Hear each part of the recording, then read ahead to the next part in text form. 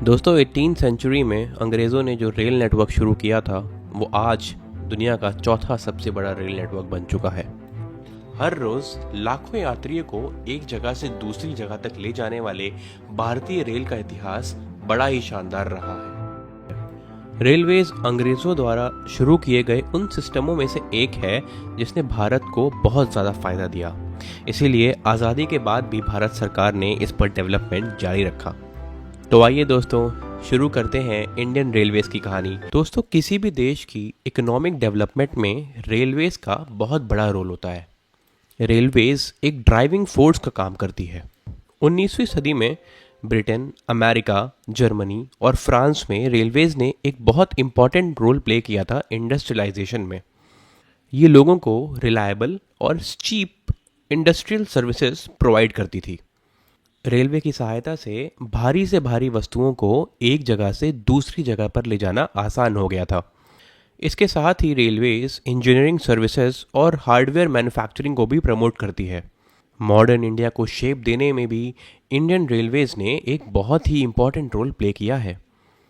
Indian railways पूरी दुनिया का चौथा सबसे बड़ा रेल नेटवर्क है, जो प्रतिदिन लगभग 13 से 14 हज़ार पैसेंजर्स को कैरी करती है और 8 से 9 हज़ार ट्रेनें रोज़ चलती हैं।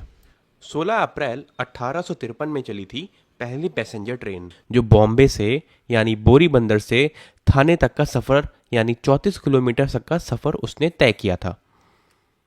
इस ट्रेन को ऑपरेट कर रहे थे 3 लोकोमोटिव्स, जिनका नाम रखा गया था साहिब, सिंध और सुल्तान। इसमें 13 कैरेजेस थे और लगभग 400 पैसेंजर्स ने इसमें सफ़र किया था। ये rail network great Indian peninsular railway यानी GIPR और ईस्ट इंडिया कंपनी के अलायंस ने मिलकर बिल्ड किया था। इसकी सक्सेस के बाद 1854 में ईस्ट इंडिया में भी और 1856 में साउथ इंडिया में भी इस रेलवेज को लॉन्च किया गया। 1864 में कैलकाटा दिल्ली लाइन शुरू होती है और 1864 में इलाहाबाद से जबलपुर तक की लाइन शुरू होती है। इन सारी लाइंस को GIPR यानी ग्रेट इंडियन पेनिनसुलर रेलवेज के साथ लिंक कर दिया जाता है और इस तरह 1869 तक 6000 माइल से भी ज़्यादा रेल नेटवर्क इंडिया में फैल चुका होता है। दोस्तों रेलवेज के डेवलपमेंट का ये अर्ली फेज़ ज़्यादातर प्राइवेट कंपनीज के द्वारा फंडेड था, क्योंकि ब्रिटिश पार्लियामेंट ने रेलवेज में इन्वेस्ट करने के लिए 5% की इंटरेस्ट गारंटी दी हुई थी। 1855 से 1860 के बीच में लगभग 5 से 8 रेलवेज कंपनी स्टैब्लिश हुई, जिनमें से जो मुख्य थे वो थे Eastern Indian railway, great India peninsula company, Madras railway और Bombay Baroda central India railway. इस डेवलपमेंट का मेन मोटिव ये था कि वो ब्रिटिश कैपिटलिज्म को सपोर्ट करे, लेकिन ये सिस्टम बहुत ज़्यादा कॉस्टली था और स्लोली डेवलप हो रहा था। इसलिए 1869 में गवर्नमेंट ऑफ इंडिया ने ये डिसीजन लिया कि वो रेलवे को as a state enterprise develop करेंगे।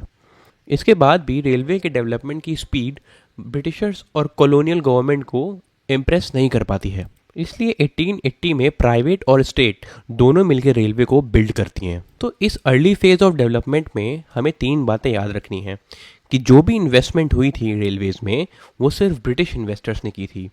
सेकेंड पॉइंट कि पहले 50 साल में रेलवेज फाइनेंशियल लॉस यानी घाटे में थी। और तीसरी जो सबसे इम्पॉर्टेंट है वो ये कि इंडिया के पॉलिटिकल और इकोनॉमिक इंटरेस्ट को कंसिडर नहीं किया गया था इस डेवलपमेंट में, क्योंकि रेलवेज का डेवलपमेंट सिर्फ ब्रिटिश कॉलोनियल इंटरेस्ट को ध्यान में रख के किया गया था। रेलवे लाइंस मोस्टली पोर्ट से इंडिया के जो स्मॉल एरियाज थे उनमें गुड्स प्रोवाइड करने के लिए यूज़ करी जाती थी। इस बीच इंडियन इंडस्ट्री की नीड्स को इसमें पूरी तरह से निगलेक्ट किया जाता है और रेट्स भी इस तरह तय किए गए थे कि गुड्स के इंटरनल मूवमेंट की बजाय वो एक्सपोर्ट को ज़्यादा अफेक्ट करते थे। इस तरह से इंडिया में रेलवेज की शुरुआत हो जाती है, जिसको ब्रिटिश ने अपने कॉलोनियल इंटरेस्ट के लिए डेवलप किया था। लेकिन इसका फ़ायदा इंडिया के नेशनलिज्म को भी होता है। इंडिया की रेलवेज ने इंडिया को यूनिफाई करने का काम किया था। तो अब चलते हैं रेलवे डेवलपमेंट के नेक्स्ट फेज़ की तरफ, 1900 से 1947 तक का सफ़र। दोस्तों कंस्ट्रक्शंस और फाइनेंशियल इन्वेस्टमेंट होती रहती हैं और लगभग 50 साल बाद रेलवेज फाइनली प्रॉफिट कमाने लगती हैं। ये प्रॉफिट कमाने का सिलसिला 1901 से शुरू होता है। अब क्योंकि प्रॉफिट कमा रहे हैं इसलिए गवर्नमेंट का इंटरेस्ट भी बढ़ जाता है इसमें और वो इसमें इंटरवीन करने लगती है। इसी तरह से 1900 में GIPR यानी ग्रेट इंडियन पेनिनसुलर रेलवे पहली स्टेट ओन्ड कंपनी बन जाती है। और आने वाले कुछ सालों में यानी 1907 तक गवर्नमेंट ने सारी की सारी लाइंस को परचेज कर लिया होता है और इसे वापस से प्राइवेट इन्वेस्टर्स को दे दिया जाता है लीज पर। इसके बाद 1901 में एक रेलवे बोर्ड बनाया जाता है जिसमें कुछ गवर्नमेंट ऑफिशियल्स, एक इंग्लिश रेलवे मैनेजर और एक एजेंट मेंबर होते थे। इसकी पावर्स को 1905 में लॉर्ड कर्जन द्वारा फॉर्मलाइज कर दिया जाता है और तब से इस बोर्ड का साइज और इम्पैक्ट बढ़ता ही गया। इसके साथ ही सेंट्रलाइजेशन की तरफ भी गवर्नमेंट ने कदम उठाना शुरू कर दिया था।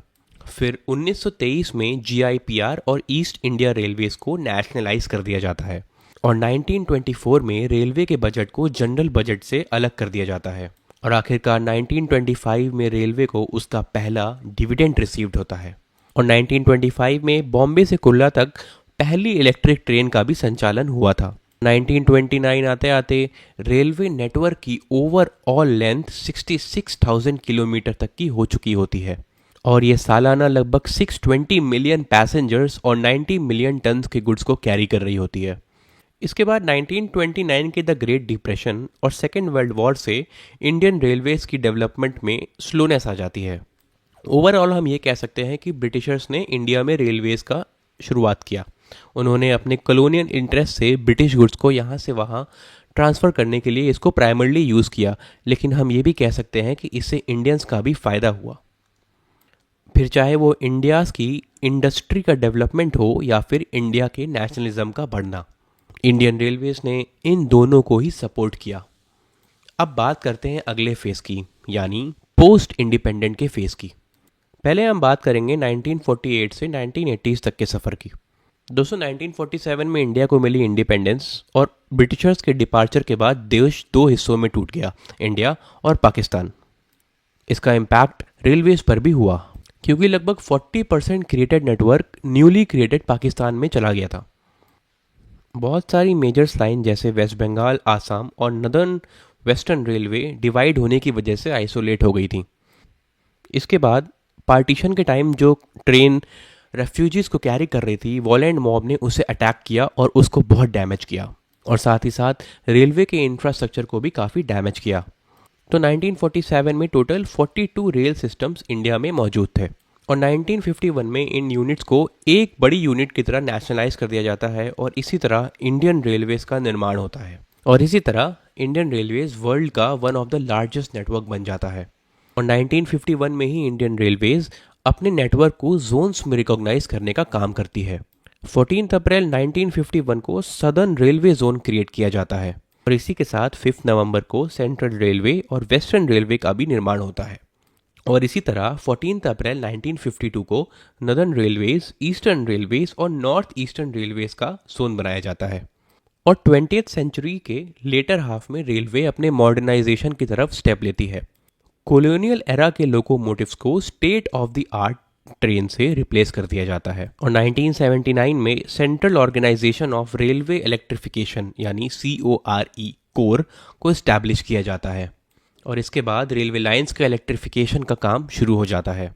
दोस्तों इस तरह से 1947 यानी इंडिपेंडेंस के बाद रेलवेज को देश के इंटरेस्ट में काम करने के लिए डेवलप किया जाता है। आइए अब अगले स्टेशन यानी नेक्स्ट फेज की तरफ चलते हैं। ये फेज़ है 1980 से 2000 तक का, जहां टेक्नोलॉजी और फेजिंग आउट स्टीम के बारे में हम बात करेंगे। दोस्तों 1980 में इंडियन रेलवेज स्टीम लोकोमोटिव्स को पूरी तरह से फेज आउट कर देती है क्योंकि इस फेज में इलेक्ट्रिफिकेशन बहुत तेज़ी से आगे बढ़ रहा होता है।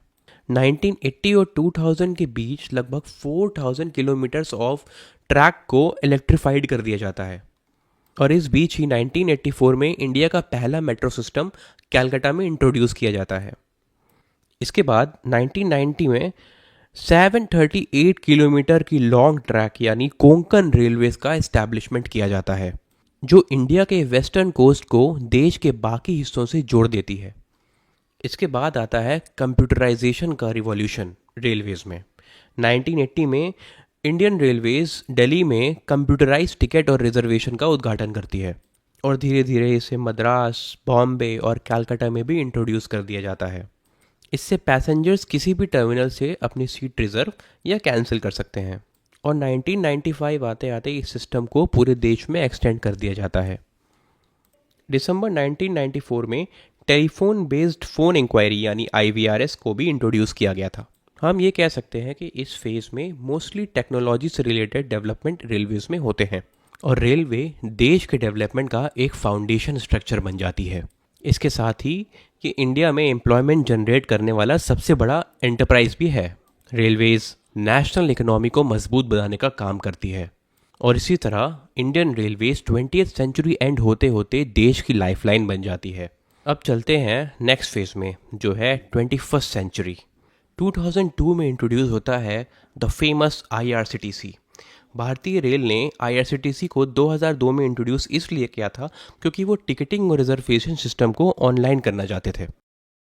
2002 के बाद ही इंडिया की मेजर सिटीज़ में मेट्रो स्टेशन का डेवलपमेंट शुरू हो जाता है। 2002 में दिल्ली की फेमस मेट्रो DMRC, 2011 में बैंगलोर मेट्रो, 2013 में गुड़गांव और 2014 में मुंबई में भी मेट्रो शुरू की जाती है। ये टाइम पीरियड है इंडिया में इकोनॉमिक ग्रोथ का।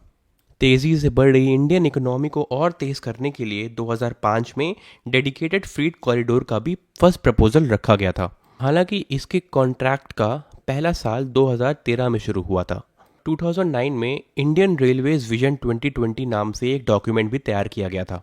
1947 में इंडियन रेलवेज ने ब्रिटिश से 56,996 का नेटवर्क इनहेरिट किया था।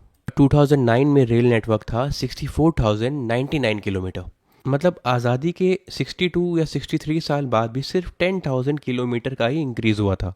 इसीलिए विजन 2022 के डॉक्यूमेंट में 25,000 किलोमीटर की न्यू लाइन्स को ऐड करने का टारगेट रखा जाता है। और इसी के साथ ही रेलवेज ने पब्लिक प्राइवेट पार्टनरशिप को भी प्रोत्साहन देने की बात रखी। इसमें पैसेंजर ट्रेन्स को 160 किलोमीटर पर आवर से 200 किलोमीटर पर आवर बढ़ाने की बात रखी गई। ओवरऑल विजन 2020 रेलवेज के एक्सपेंशन और आगे की डेवलपमेंट की बात करता है। दोस्तों 21st सेंचुरी है डिजिटलाइजेशन की और इसमें भी इंडियन रेलवेज पीछे नहीं है। डिजिटल इंडिया के इनिशिएटिव को प्रमोट करते हुए आज लगभग 6 से 8 हज़ार रेलवे स्टेशन में फ्री वाईफाई की सुविधा भी उपलब्ध है। और इसके साथ ही 2016 में इंडिया की फर्स्ट हाई स्पीड ट्रेन गतिमान एक्सप्रेस का भी उद्घाटन हुआ। ट्रेन दिल्ली से झांसी तक का सफ़र 91 किलोमीटर पर आवर की स्पीड में 265 मिनट्स में ही करती है। इस सफ़र की टोटल लेंथ है 403 किलोमीटर्स। इसी बीच 2016 में पहली बुलेट ट्रेन को लॉन्च करने की भी बात हुई, जिसका डेवलपमेंट अभी भी चल रहा है और जो मुंबई और अहमदाबाद के बीच में चलेगी। इसका एक्सपेक्टेड टाइमलाइन है 2026। और इसके बाद 2019 में इंडिया ने अपनी पहली engineless semi high speed train Vande Bharat का उद्घाटन किया और आज लगभग देश में 150 से भी ज़्यादा वंदे भारत ट्रेन चल रही हैं। दोस्तों इस तरह 21st सेंचुरी में ना सिर्फ इंडियन रेलवेज ने पैसेंजर सर्विसेज को इम्प्रूव किया पर बहुत सारे नए रिकॉर्ड्स भी बनाए। आइए अब अपने सफ़र को फ्यूचर की तरफ लेके चलते हैं। दोस्तों 2020 में जब कोविड-19 ने इंडिया को इम्पैक्ट किया और देश को हिला के रख दिया, तब इंडियन रेलवेज ने पहली बार अपने ऑपरेशंस को बंद किया। इसका मतलब ये नहीं था कि रेलवे ने अपना काम बंद कर दिया। कोविड के टाइम भी रेलवे ने अपना कंट्रीब्यूशन देश को देना जारी रखा।